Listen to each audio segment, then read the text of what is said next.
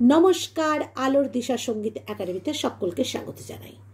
এখন দেখাবো দ্বিমাত্রিক একতাল, ত্রিমাত্রিক একতাল আর চতুর্মাত্রিক একতাল কিভাবে নিজে নিজে প্র্যাকটিস করতে পারবেন এবং ভাগগুলো সম্পূর্ণ বুঝে নিন।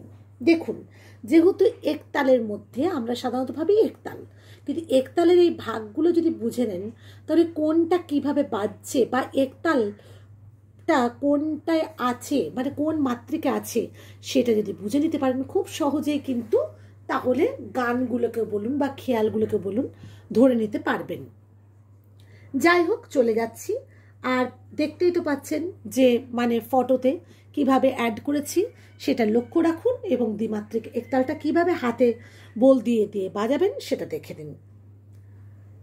ধিন ধিন, ঠিক আছে, ধা ধা, তু না কত্তা, ধাগি তেটে, ধিন ধা ধা।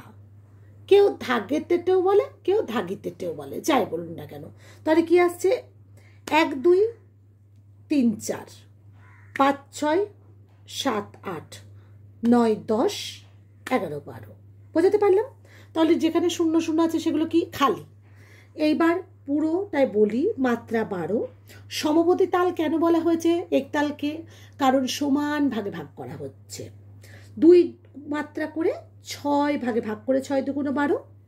এইবার চলে যাচ্ছি, তালি কয়টি আছে? তালি আছে এইটা কিন্তু মাথায় রাখবেন যে 1 5 9 11 মাত্রায় তালি। কেন 1 5 9 11 মাত্রায় তালি? এই কারণেই, কারণ ব্যাপারটা হচ্ছে যে এই ভাগটা কিন্তু মাথায় রাখতে হবে, কারণ 1 5 9 11 আর খালি কয় মাত্রায় আছে?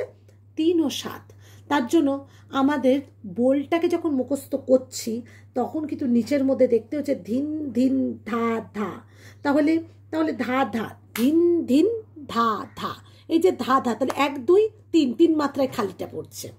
তো এইটা যদি আমি না মনে করে রাখি তাহলে কিন্তু গান গাইতে গেলে বা খেয়াল গাইতে গেলে তখন তো প্রবলেম আসবেই, কারণ খালি থেকে আছে না তালি থেকে আছে বা কত মাত্রা থেকে আছে। তাই খালি তালিটা আগে ভালো করে বুঝে নেবেন।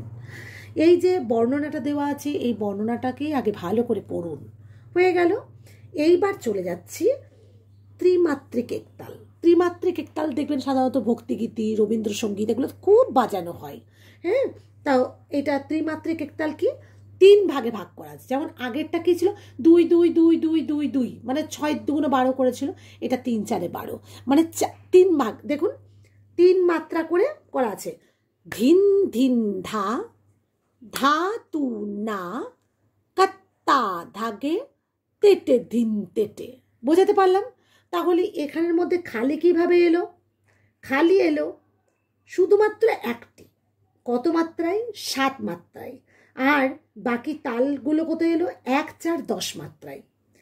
ধিন ধিন ধা, দেখুন ধা তু না, ধিন ধিন ধা 1 2 3, ধা তু না, তো 4 মাত্রায় ধা তু না, তাহলে 4 5 6 7 মাত্রায় খালি, 7 8 9 10 11 12, বাস হয়ে গেল। এই যে ব্যাপারগুলো এগুলো কিন্তু লক্ষ্য রাখতে হবে।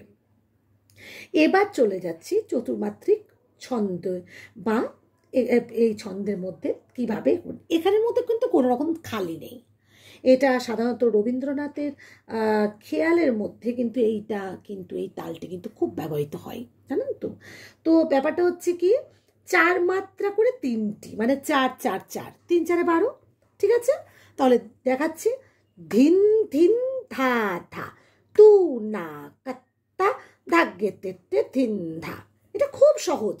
কিছু চতুর্মাত্রিক একতালটা হয়তো অনেকের জানা কম থাকতে পারে। মানে সাধারণত দেখবেন দ্বিমাত্রিক ত্রিমাত্রিক এগুলোই বেশি ব্যবহৃত হয়, চতুর্মাত্রিকটা একটু কম ব্যবহৃত হয়। কিন্তু এইটা মাথার মধ্যে রাখবেন, এই খেয়ালটা, এই জাতীয় খেয়াল, মানে কি বলবো, খেয়াল জাতীয় গানের মধ্যে এটা ব্যবহার করেছেন রবীন্দ্রনাথ ঠাকুর। আর এখানে কিন্তু দেখুন একটা, মানে কি লক্ষ্য রাখবেন, কোনো রকম খালি নেই। এইটাই বলার যে চতুর্মাত্রিকের মধ্যে কোনো খালি নেই, 4 4 4। ঠিক আছে, কিন্তু এই একতালের মধ্যে কিন্তু দেখা গেল যে সমপতি তাল এই ভাগ হলেও কিন্তু প্রত্যেকটা দ্বিমাত্রিক ত্রিমাত্রিক চতুর্মাত্রিক এগুলো প্রত্যেকটা কিন্তু সমপদী তালের পর্যায়ে ফেলতে পারছি। কেন?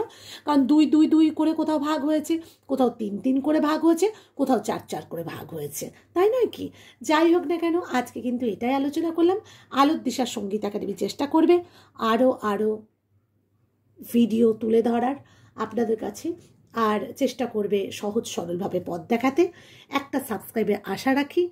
আর আমি তো সম্পূর্ণ পার্সোনাল শেখাই, নাম্বার তো দেওয়াই রয়েছে। সকলে ভালো থাকুন, সুস্থ থাকুন আর গান করুন। নমস্কার।